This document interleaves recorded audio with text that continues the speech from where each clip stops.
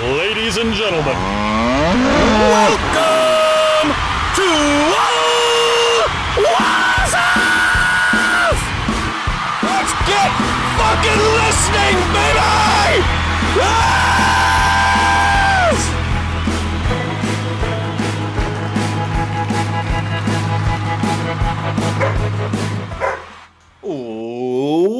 Welcome to Ole Walls' house. It's me. It's your man. It's your main man. It's Ole Walls. I'm back with you. Episode number 81.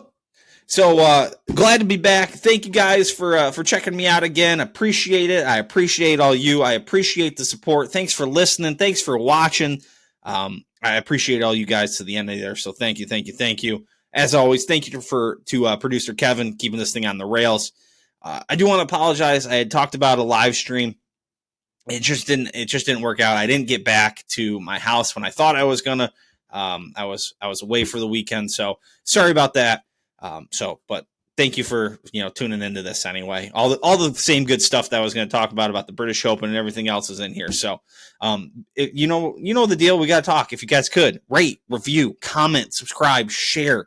Retweet, share it in your stories. Any shares are the best. So, talking British Open this week, we got a fight game segment. We're going to talk some fights. This is a great fight week. Talking Cleveland Guardians, my passing thoughts. So, before we get to that though, got to talk about something by the name of Liquid IV.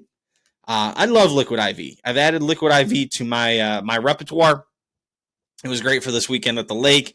A little drinking. You're out in the sun. You're expending some energy. It's perfect. One stick, you dump it in, 5 essential vitamins, 2 times faster hydration than water alone. It's perfect. I love the convenient packaging. I use it almost on a daily basis. Concord Grape is my flavor. There are some other great flavors. A couple new flavors, sea berry and strawberry lemonade to go with Concord Grape, lemon lime, pina colada, tropical punch, watermelon, strawberry, passion fruit, guava, and acai berry. 1 stick of Liquid IV in 16 ounces of water, 2 times the hydration than water alone, the flavors I just mentioned, 5 essential vitamins, B3, B5, B6, B12, and vitamin C, 3 times the electrolytes of sports drinks, made with premium ingredients, non-GMO, free of gluten, dairy, and soy. And this is the best part. If you want 20% off, you go to the link in the show notes or liquidiv.com. The link in the show notes is better. And use promo code OWH. O for Ole, W for Walls, H for House. OWH at the link. Go get it. 20% off. Better hydration starts now. Let's get into the show. The champion golfer of the year, Brian Harmon. Brian Harmon. Little B, Brian Harmon brings home the British Open. Or the Open Championship, as they prefer to be called in Cherry Old England. First major, I believe he's 36 years old. It is his first win since 2017. He's always, God, it does feel like he always kind of hung around. Let's look at his nope, he does not always hang around. He had 2 other top 10s in majors. He was a T6. That was a pretty backdoor T6 at the Open Championship last year. And then a T2 at the 2017 U.S. Open at Erin Hills that was won by Brooks Koepka. He just couldn't close the gap on him that year.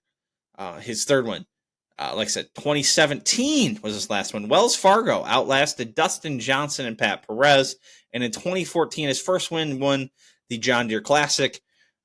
You can read up on his amateur career. He was a absolute murderer in the amateur world. Won the U.S. Junior Am, the Players Am, the Georgia Am, the Porter Cup, the Dogwood Invitational, among other things. And this performance this weekend was something else. First of all 4 rounds under par, 67, 65, 69, 70. He wins by 6 shots over a host of players at second, including John Rahm, Jason Day, Sepp Straka, and young Tom Kim, who had a nice round at a 67. Tom Kim battling through injuries this week, apparently. Rolled his ankle or something of the sorts at his rental house earlier in the week. So, young Tom Kim making a show. Like I said, Friday. I wrote down Saturday. It's incorrect. Friday. Second round makes the difference. 67 after the first round. He's not leading. Emiliano Grillo had shot a 66. I believe, what did Fleetwood shoot in the first day? Was he winning? He had also shot 66. There were a couple people out ahead of him. He was right there, though. On Friday, he goes off early and shoots 65, which was something like 8 shots better stroke gained on the field than the field. Just an absolute perfect display of golf. Bogey free. And just absolutely laps the field. Ends up going, I think that was to go up by 5 after Friday. Poured in an eagle on his last hole. Like I said, just an absolute clinic of a round. Just a clinic. So it was really, really something special. He was putting the eyes out of it. He also drove it very, very well. I think he was top 10 strokes gained driving this week as well.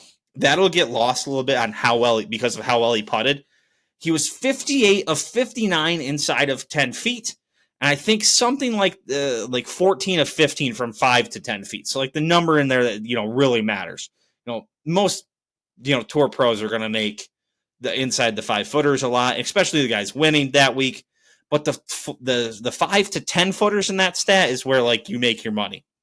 He gained 11.5 strokes gained putting, 0 3-putts, and a single sand save. He was only in, I think, 3 bunkers all week. And a single sand save was on 18 today. It gets up and down for par after playing super conservative on a second shot with that internal out of bounds, which in hindsight, I was okay with. That's out of bounds all year. They don't just do it for the tournament. I was okay with it. This, I think, is the most impressive thing from him. He made 6 bogeys this week. Of those 6 bogeys, 4 times, he followed that up with a birdie. That is bounce back, ultimate bounce back. Every time it looked like it was going off the rails for him, the Saturday round, it kind of looked like it was going off the rails. He makes 2 bogeys early. He just bounces back, makes a couple birdies. Yeah, let's go to Saturday's round. Bogeys 1 and 4, comes back birdies 5 and 9, turns an even, makes a couple more birdies coming in, a little 2 under 69, started the lead 5 up, started the day 5 up, I think left the day 5 up. I think we're going to, because it's Brian Harmon, because he's a little guy, because, Brian Harmon loves to hunt and fish and, cook his own food. It's going to get missed how dominant this was, I think, for, a guy that you don't think of being dominant. Here's another stat I found very intriguing. Let me find it here. I'll find it eventually. Don't you worry. I've got it in here. Okay. Brian Harmon is the only player in the field to reach 9 under par, 10 under par, 11, 12, or 13. Sepp Straka was the only other guy who got to 8 under par, and he was only there for 2 holes before he backed up to 7. And then the tweet goes, this is No Laying Up tweeting this, and it says, just a truly legendary performance and one of the biggest shockers, domination-wise, in recent memory in majors. It's not a super big shocker that he wins. He's a solid player. He's been around for a while. Never lost his card, all those things. But, shocking that he dominated. Some other big names. John Rahm finishes second after shooting 74 in the first round. That's 3 over. And then, nothing crazy, a 70 in the second round to get in just below the number. The number was 3 to make the cut. He gets in at 2, shoots a little 33-30-63 on Saturday, and then fouls up a little 1 under today. Finishes in a tie for second with Jason Day, Sepp Straka, and Tom Kim. Tom Kim also 74 on the first round, 68, 68, 67 coming home. Sepp Straka, I think, led the field in birdies for the week. Jason Day starts not great, 72, 67, 69, 69. He now joins one of 9 players to have finished second in every major. Some of the others were Arnold Palmer, Jack, Phil, Louis Oosthuizen, Jack, Phil, Louis. He's 5. I don't remember. I didn't save that picture. You can look it up. Rory McIlroy goes another year without winning a major. A lot of fanfare coming into this one. He shoots 6 over. One back of second, but never a real factor in this tournament. But an interesting stat here now, that is a top 10 in 7 of the last 8 majors. And dating back to 2019, that is 12 top 10s in the last 19 majors. Does that make sense? 19? Yeah, it should have been 20, but the British skipped a year. Now, how many of those was he actually involved in? That's a good question. But yeah, also in that stretch, Rory has won 10 PGA Tour events since 2019. 10 events, 2 other Euro Tour events, and 2 Tour Championships and FedEx Cup events. Like, it's hard to imagine how good Rory is playing and not winning, like majors. That's crazy. Another person is the Kyle Porter, always does the aggregate champ of the majors for the year. This year, Scotty Scheffler was the winner at 18 under. Victor Hovland second at 16. John Rahm at 15. Koepka at 10. Schauffele at 7. Cantlay at 5. Those 2 guys, do something in a major. But yeah, Scheffler, another guy. First time this week that he's finished outside the top 12 since October 23rd. October 23rd. So that's a crazy stat as well. Elsewhere on the leaderboard, like we mentioned, Jason Day, he's having a good thing. Cam Young with some signs of life, as well as Max Homa. Good signs for the Ryder Cup, which we're going to talk about in just a second. Tommy Fleetwood opens with 66. If any of you guys also listen to Laying Up, Tommy Fleetwood's a frequent topic. Those guys are all about him. Tommy Fleetwood is who we thought he is. You know what? He can fucking backdoor top 5s and top 10s in majors all he wants when he shoots 72, then goes, 68, 63.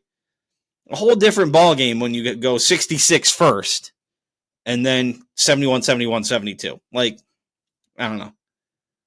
Watch him just shove it straight up my ass at the Ryder Cup this year. So yeah, I think that's it. Alex Fitzpatrick, not Matt Fitzpatrick. He's 17. So I think that's all from. Turns out that while everyone was riding for Tommy Fleetwood because he was right around the corner, grew up right around the corner, and Rory McIlroy over here at the British Open. Yeah, British Open. Take that, you Euros. Turns out there was some heckling of Brian Harmon. And turns out maybe the Euro fans aren't these perfect, lovely golf fans. Oh, what's a great shot. What's a great shot. Fuck you guys. You guys as many pricks as we do over here. Ryder Cup. We are fully into Ryder Cup mode. Updated projections for the Ryder Cup team. Automatic qualifiers at this moment. This was the Twitter account is at VC606. He does all the world ranking estimates and stuff like that. Really good follow if you're a golf fan. For the USA, Scotty Scheffler, Wyndham Clark, Brian Harmon, Brooks Koepka, Xander Schauffele, Patrick Cantlay are the guaranteed 6 spots in. Starting at number 7, where we're now into captain's pick territory. Max Homa, Cameron Young, Jordan Spieth. After some signs of life from Homa and Cam Young, I think those 2 are both, they're in now. Keegan Bradley, who I was saying was in while he was at 7, he's on the slide a little bit now. He's down to 10th. He's going to need a decent showing down the stretch, I think, to secure that spot for himself. Colin Morikawa, 11th, not doing much himself. I believe he missed the cut this week. Let me double check that. He did. Rounds of 73, 73 do not get it done. You go to 12th, Ricky Fowler, who I believe is on the team. Then you got 13th, Sam Burns, 14th, Justin Thomas. what's our deal with Justin Thomas? My guy has not played good golf. He is not in the FedEx Cup as of now. He's going to need some good showings. I think he's still on the team. I think they still pick him. I think Jordan Spieth kind of lobbies and is like, hey, if I'm going, he's going. He's kind of the heart and soul of like the fieriness of the team. He's got a 6-2-1 Ryder Cup record and like 16-5-1 in all team play. I know he's not playing good. And I know it looks like, oh, it's the old boys club kind of thing. But like, I don't know how you don't take him. Like, hey, you throw him out there a couple times. If he doesn't figure it out, put him on the bench until Sunday. I think you have to take him. And then you got Denny McCarthy, Kurt Kiyama, Zalatoris is out, Harris English. So I think if I'm taking a team, top 6 are in: Scotty Scheffler, Wyndham Clark, Brian Harmon, Brooks Koepka, Xander, Patrick Cantlay. They're all going. I'm picking all of those guys if they didn't qualify. I'll take Max Homa, Cam Young. I'm taking Spieth. I'm taking Keegan. That leaves me 2 spots at this point. I'm taking Ricky Fowler, and I'm taking Justin Thomas. That means I'm leaving off Colin Morikawa and I'm leaving off Sam Burns.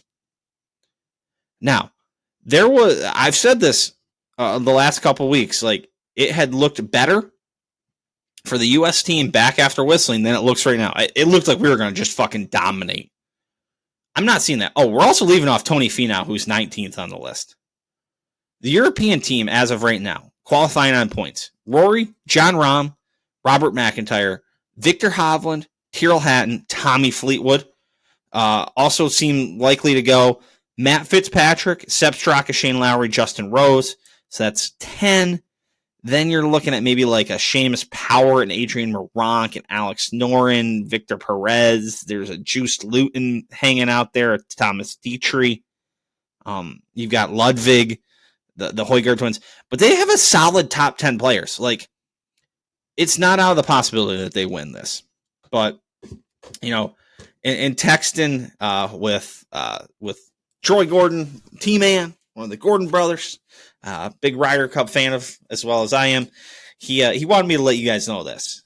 If the Germans are still listening, if the Germans are still here, or anybody else listening in Europe, we took your trophy with Brian Harmon. You better buckle the fuck up for September. Let's go, baby. Okay, let's talk some Cleveland Guardians. 4-2 week. It should feel better than it does. 2-1 in both series against the PA teams. Then the PA week. Win the first 2 against the Pirates. Have a chance at the sweep. Blow it. Win the first 2 against the Phillies. Have a chance at the sweep. Blow it. End up going 4-2, but really felt like 6-0 for the week was there. Was in the grasp. It just feels like a letdown, honestly. Sorry, I got to move the mic around here. Feels like a 4-2 week feels like a letdown, which isn't something I say much about Cleveland. Usually I'm, ecstatic. Just absolutely blowing the doors off on Monday and Tuesday against the Pirates. 3 home runs on Monday and an 11-0 victory. What a good start that was to the week. And then 3 more home runs. Josh Naylor hits 2 on Tuesday, and Josh Bell hit 1. Josh Bell had a good series against the Pirates. I turned that game on. That game started at 6:10 my time. 6:10. I turned that game on at 6:12. 6:12 it came up. It was already 4-0. That was cool. And then, then Wednesday, the bullpen was being the bullpen. It's a 4-2 game. Just had scored 3 runs in the 5th to go up 4-0. Give up 2 in the 5th, in the bottom of the 5th. That was on Savale. He ends up going in the 6th. And then in the 7th, they give up 5 runs. Henges and then De Los Santos. Give up 5 runs. It was the 4th time on the road trip from Texas to Pittsburgh that they gave up 5 or more runs in a single inning. Happened twice in one game against Texas, another game, and then this game.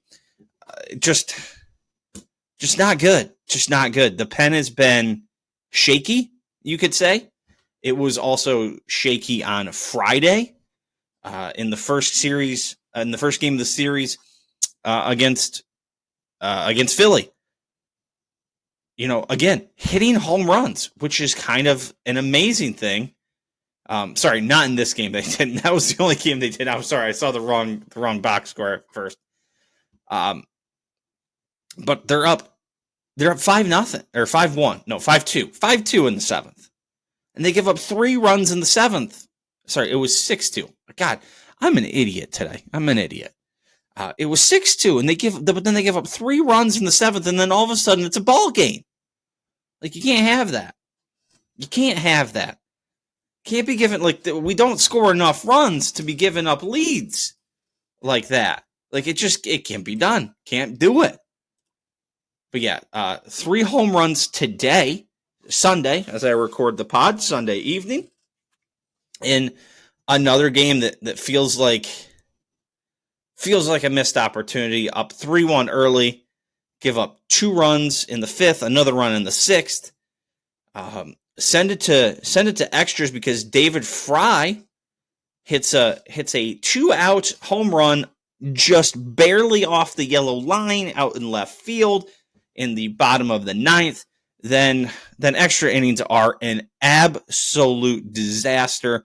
Give up 4 in the top of the inning, score a run in extras, but then we have bases loaded, 1 out with Jose Ramirez and Josh Naylor coming to the plate.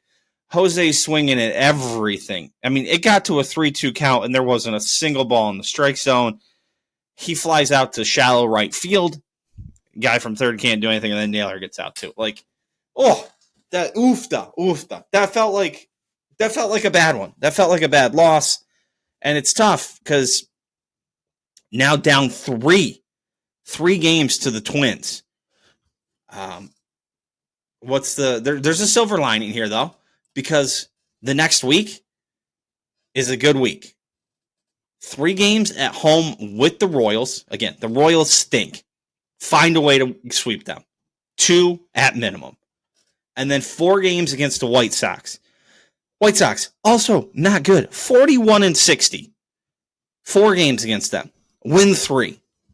If you lose more than 2, kill yourself. I mean, come on. What have the Twins got? What have the Twins got this week? They got a tough schedule. Maybe we can make up some ground. They just pulled out some close ones over the White Sox. They just swept the White Sox. They got the Mariners, who are solid, hosting the Mariners. Then they got the Royals at the back half of the week before they get the Cardinals and then the Diamondbacks the following week. So the following week is going to be a week to make up some ground on them. Astros for us, and then the White Sox again, but this time at home. So make your money when the sun's shining, because the fucking sun is shining this week. The Royals and the White Sox, the Royals at home in Chicago to play the White Sox. Like, get it done. This is the time. This is the time to get it done. Do something. Be somebody. 3 games back. What are we back in the wild card? A lot, probably. Only 5? Only 5 back in the wild card. The catch is there are 4 teams between us, the Cleveland Guardians, and that final wild card spot. 5 if you count the team that's actually in that final wild card spot. The Blue Jays, who are 54-45. Then you have the 53-47 Yankees. Maybe she's one of the Yankees. The Red Sox 52-47, Mariners 50-48, and the LA Angels 50-49. One thing that's been something to keep an eye on. Sorry to Clarky's Corner contributor here to bring up some bad news, but the Tampa Bay Rays are tanking. They are 3-7 in their last 10, while the Baltimore Orioles are 7-3 in their last 10, and the Orioles have taken control of the division. They're now up 2 games. 2 games. The Rays just falling apart a little bit. Let's look over at the Braves. The Braves 4-6. in their last 10, but they have made up games over the Marlins, who are 2-8. Philly 5-5 in their last 10. So Brewers and Reds in a tight battle in that division. Diamondbacks and Giants just 4 games back of the Dodgers. So some interesting things in the NL, in the AL, in the West, the Rangers and the Astros, 3.5 game difference there. We know about the Central, and then we were just talking about the East. So there's some interesting divisions out there in baseball as we get to the dog days, and we are rapidly approaching the trade deadline. August 1st, I believe, or is it July 31st? I don't know exactly, but this next week is going to, finalize the fates of a lot of people. If there's somebody on a team who's going to be sellers and they don't know it yet, they're just waiting. You're going to find out this week. So, exciting week in baseball coming up. So let's look forward to that. Fight week, ladies and gentlemen, and we're giving a designated fight game segment for the first time in quite a while. It requires it this week. There are some good fights out ahead of us this week, and they get started early, ladies and gentlemen. Tuesday, July 25th. They are saying ring walks around 8 a.m. Eastern time. The card starting at 4:30 a.m. We have Neu Inoue versus Stephen Fulton for the WBO and WBC Super Bantamweight titles. That's 122 pounds, I believe. Let me double check that just real quick to make sure I'm right. 118, I'm an idiot. So Fulton holds 2 of the belts, the WBC and the WBO. The IBF and the WBA go to Marlon Tapalas. The other competitor here in this fight, which is the money man in the fight, Neu Inoue, who is from Japan, where this fight is taking place. That's why it's happening right in the morning. Is the prohibitive favorite, minus 410. I'm seeing Fulton at plus 320. I would advise sprinkling some money on Fulton if he can survive the power of Inoue, which has come into question this past week or so about possible question marks with the way they are wrapping Inoue's hands. Then there could be a little question. But if he can hold off and just not get crushed by the powerful shots, I like it. He is a live dog. Let's just put it that way. Inoue is the undisputed bantamweight. He has the WBA, WBC, IBF, ring, and WBO bantamweight titles. He has been on just a warpath, dating back to, when was he really starting to fight some better guys? Back to 2019. He fought Emmanuel Rodriguez to win a couple belts, but it was the final of the World Boxing Super Series at bantamweight when he fought Nonito Donaire in a fantastic fight. That was a fight I was traveling for work. I watched it in my hotel, running on the treadmill that morning. And then since then, he has just been absolutely destroying people. Jason Maloney, Nonito Donaire again. Donaire gave him everything he wanted in that first fight, and he absolutely smoked him. Paul Butler took him 11 rounds, but he was a TKO victim as well. So this is a fun fight. And Stephen Fulton is a good fighter, a very good fighter. Not going to knock you out with power, but he is slick. He has good defense. He moves. This is a fun fight. Is this on ESPN? ESPN Plus, so you don't got to break the bank to watch this. It'll be a absolutely fun fight to watch. If you enjoy anything about fights, check this out. This is a fun fight. So fun. Watch it. Neo Inoue has rocks for hands, and maybe they really put rocks in there. Allegedly.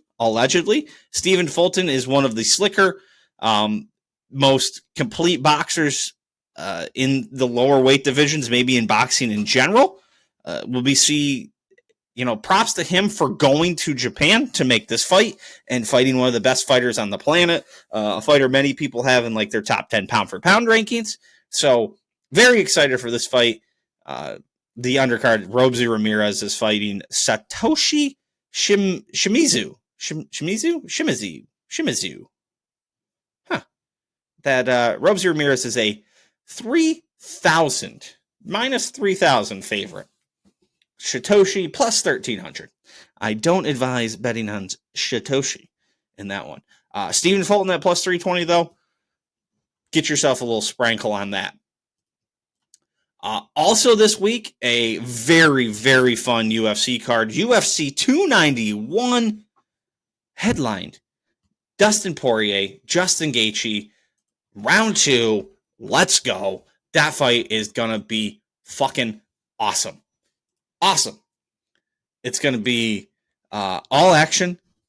There's going to be blood probably, and it's probably getting stopped. Just, oof, I cannot wait to see that fight. So, Poirier is, he's on a run. Other than losing to Oliveira and then Khabib, who are two of the better fighters, he has not lost a fight.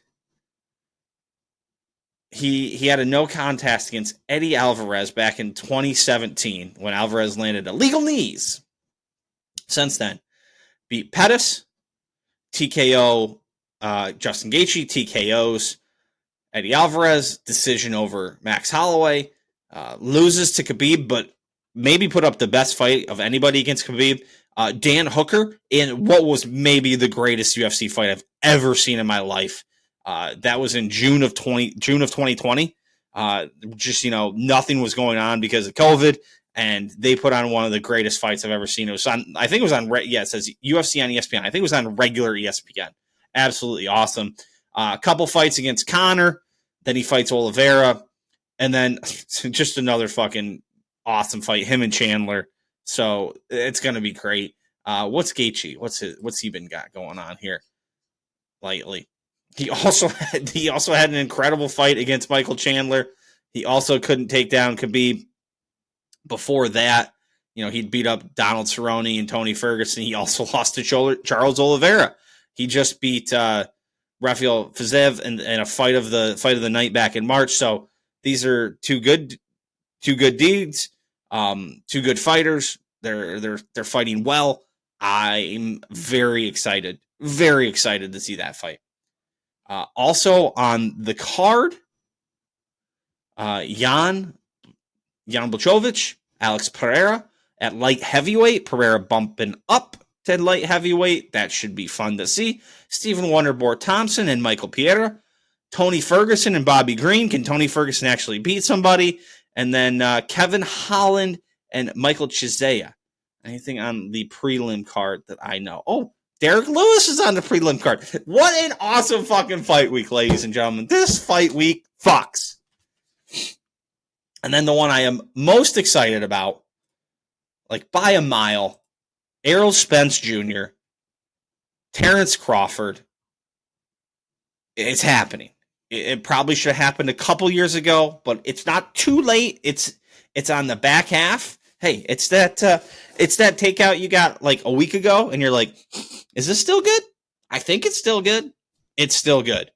I am so excited for this fight. I hope to God it doesn't suck. But these are still two dudes who are dudes. Like, they're the guys in the division. They're two of the best boxers in the world. They are at the top of pound-for-pound rankings. They're both undefeated. There's no bullshit catch weight in boxing. Like, we didn't have to, like, it isn't one guy who's on the way up and one guy who's past it. Hopefully Crawford's not past it. Hopefully Spence has been all right. But these are two dudes that, like, they're at the top of their game, I think, still. It's been a little while since Spence fought. He last fought back in 2022, April of 2022. So he's looking at about 17 months off, unfortunately. He's been through a couple car crashes. But, you know, he's still the 3-belt champ at welterweight. Terrence Crawford has fought more recently. After he went a year, He fought back in December against David Adesanya. That was a bullshit fight, but it was something. It was something. He'd last fought a little over a year before that, and a little over a year before that. So for him to not fight, and then actually a little over a year before that one too. So he'd fought twice in 2019, but then once in 2020, a little understandable. Then once in 2021, a good fight with Sean Porter, and then once in 2022. So I am super excited. Hopefully there's no ring rust. Maybe, this fight could take a little bit to find its footing. I think these guys are going to feel themselves out a little bit. The odds currently are Errol Spence plus 120, Terrence Crawford minus 155. I like Crawford. I think Crawford's the better fighter. I think he's one of the better fighters of the generation.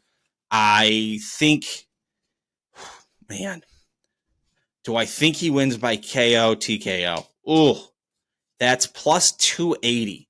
Plus 280. It's plus 175 by decision. I think no matter what, towards the end of the fight, if it is a TKO or a KO, it's late. It's, 9, 10, 11, 12.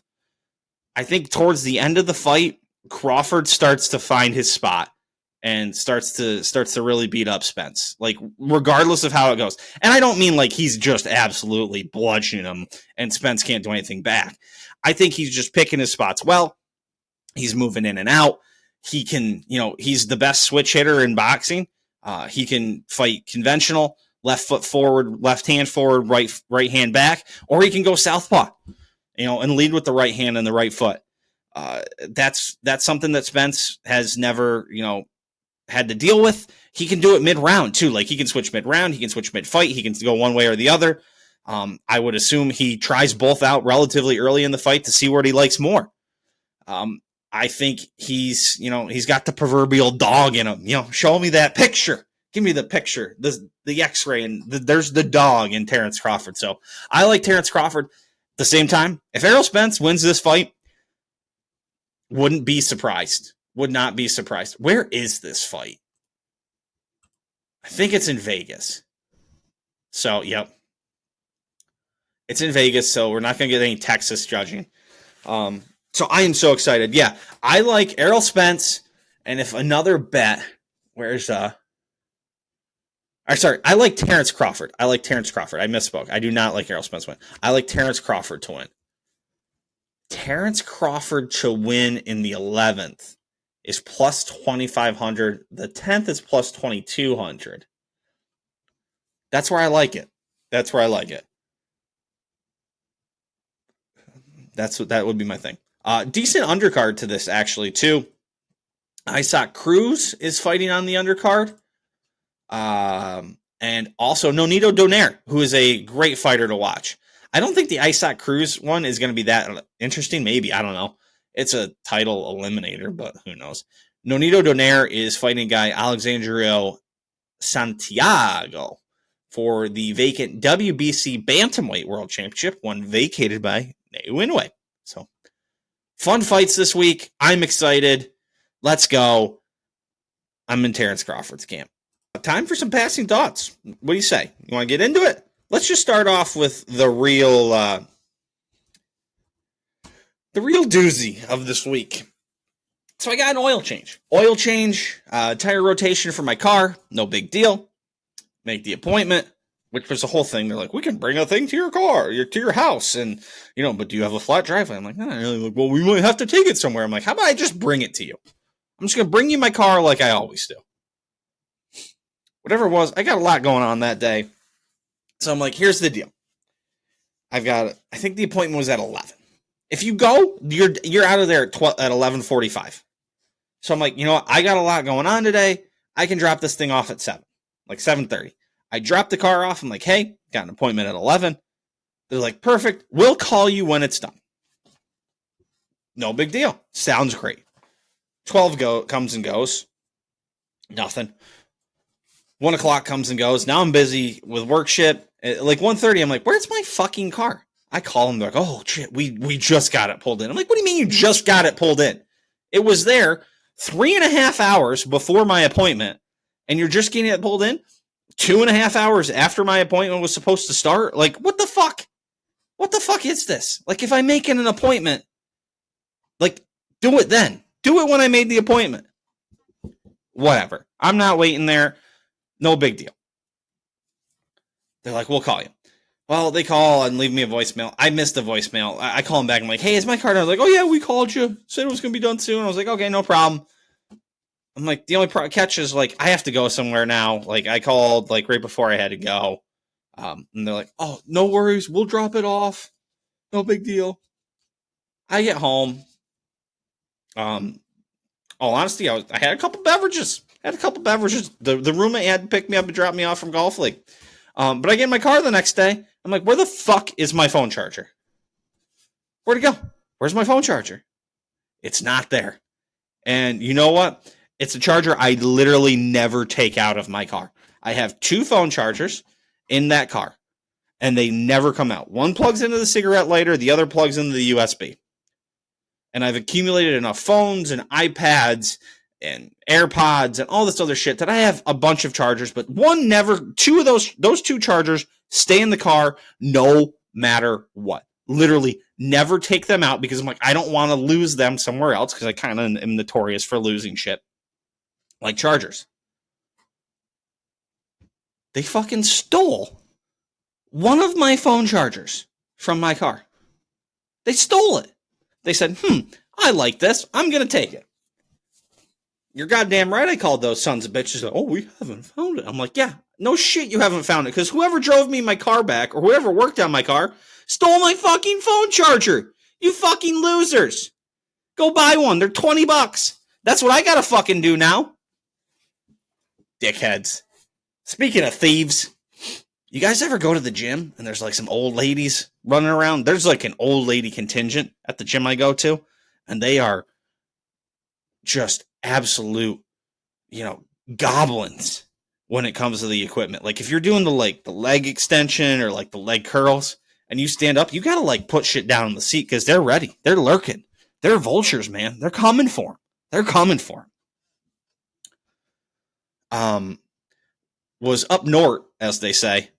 Lake life agrees with me, man. I like being on a lake. You're down there. You could drink some beers down by the lake, drink some beers out in the boat, swimming. Lakes are so much better than like the beach. I don't care what all you weirdos say. Lake life is good. There was also a bar restaurant we went to, and in the bar they had one like nice TV, and then one other TV was like the good old fashioned box TV hanging up in the corner. And I was like, yep, this is a good spot. Like this is I love a good old square boxy ass TV in kind of an old backwoods dive bar kind of restaurant, Wisconsin supper club. It's awesome. I love a good box TV. Also, I've talked about the outdoor TV life. Was turned on to that by the Gordon brothers. I made an improvement this week. While watching the baseball, I not only had the outdoor TV, I had a portable phone charger to charge my phone. Brought my handy dandy cooler right with me, and man, that was an improvement upon an improvement. Just chilling outside, watching some baseball. Perfect. What other things were good things? This wasn't a good thing, but it happened. Come out of the house the other day, walking the dog, and the dog's like pulling to go somewhere with the roommate. And she like yanks back, like, oh no, oh God, Just a bunny, just ripped to shreds. Rips to absolute shreds in my front yard. Just here, this is going to be kind of graphic, so avert your eyes if you're watching. But this thing just destroyed in my front yard. What the fuck happened? It might be like a hawk or something out and about. Oh, God.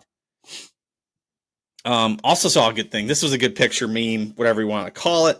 Barstool Sports doing one of their brackets. White trash things. I'm just going to read through a couple of my favorites. Having stuff all over your lawn. Hotel hot tubs. Airing out drama on Snapchat. Frequent Facebook posting. Cartoon pajamas. Weird pets. water parks, scratch-off lotto tickets, swimming in b-ball shorts, tribal tattoos, and smoking inside your house.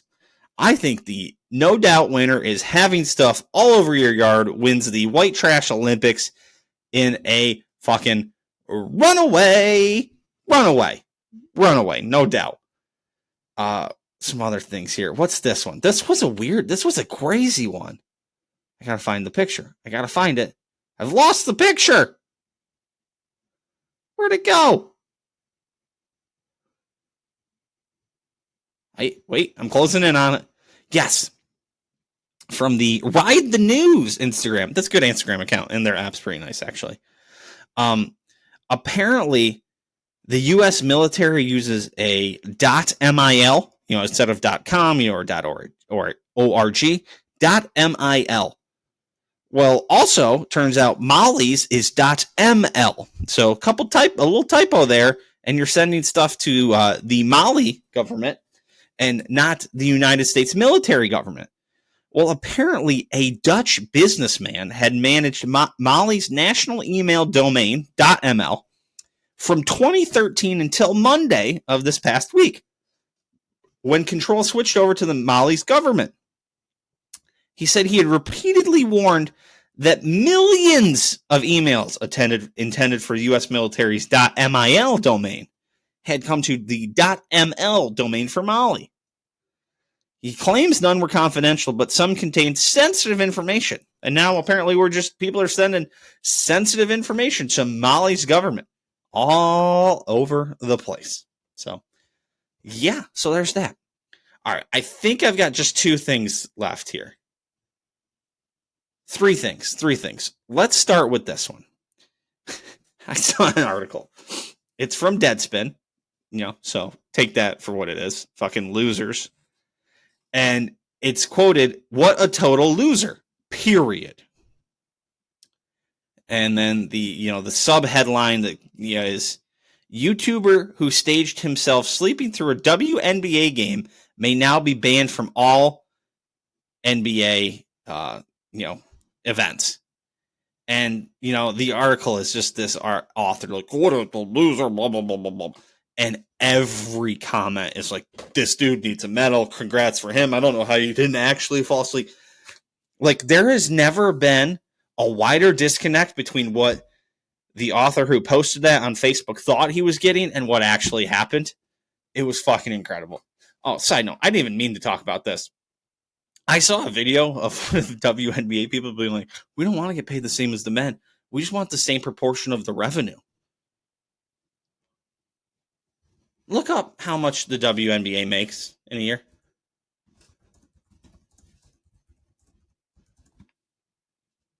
I think let's verify. Oh, never mind. I was fucking very wrong.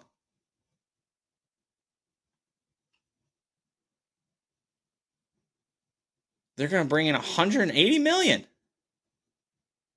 up from roughly $102 million in 2019.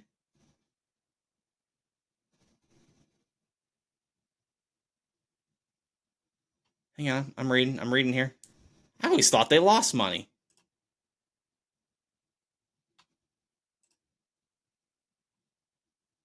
Hang on. Now I'm looking at something else here. Maybe that was just strictly revenue. This article on Medium.com, to make matters worse, since his inaugural season in 1970 has not turned a profit, losing a significant amount of money in each season. Thus, it was reported that the league is losing $12 million per season. In the same way as estimated, more than half of the 12 NBA teams are losing money. Yeah, that's what I always thought, that they were losing money. So just say the 200. How many I don't even know how many WNBA teams are there? 12.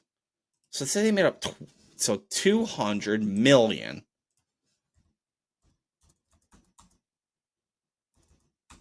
divided by 12 is 16 million a team, give or take. So all 12 teams have 12 players, so 144 players, right? 12 times 12 is 144. Yep. So 200 million. Say they get 60% of the 200 million in revenue. That's 120 million divided by 144. They make it 833. I don't know. I don't even remember what I was fucking saying now. Whatever. WNBA still stinks. You know who else stinks? There's this gentleman on Twitter, Harry Sisson, who appears to be 20. So it's not surprising that he's stupid, because I don't know if you remember yourself at from 14 to 23, 24. You think you know shit and you don't. You're a fucking idiot. This dude's pinned tweet is, I'm a Gen Z voter and I'd happily vote for President Biden again in 2024. Okay. You know what? Just fine. Whatever. Like, some people are happy with their choice of voting for Biden. Whatever. I'm not even going to say that's the most thing. But if you go through and you read his tweets, it is just him simping for the Democratic Party. And I will say the same thing if you simp for the Republican Party. Like, if you simp for the establishment parties, you're a fucking loser. They suck. And especially if you're simping for the Democratic Party, every major news source, you're not being fucking edgy. You're not being fucking cool. You're not being fucking trendy. Same thing if you just are straight simping for the Republicans and fucking Fox News. Cool, dude. They're the fucking establishment. Don't fucking just join up on their team and act like you're fucking, oh, look at me, I'm smart. No, you're not. You're a fucking idiot. You know what's not idiotic? Mission Impossible 7. That movie slaps. What a great movie. Tom Cruise, just bringing it. Give me the message before the movie. We made this for you guys to watch in movie theaters. Fucking thank you, Tom. Mission Impossible 7. So good. Just, Tom, 20 minutes less maybe, man. 2:45 with the fucking 30 minutes of commercials they give you. I had to take 2 piss breaks. I took a piss break in the commercials and then still had to take a piss break in the movie. Wasn't even boozing. Yeah, can we go with 2? I will grant, I'm a big, movies can be 2 hours and less kind of thing. Tom Cruise, I'll give you 220. I will give you 220, man. 245, especially when we're going 2 parts here. Oh, oofta, buddy. Oofta. Give me a little less. So excited for Dead Reckoning Part 2 next year. Cannot wait.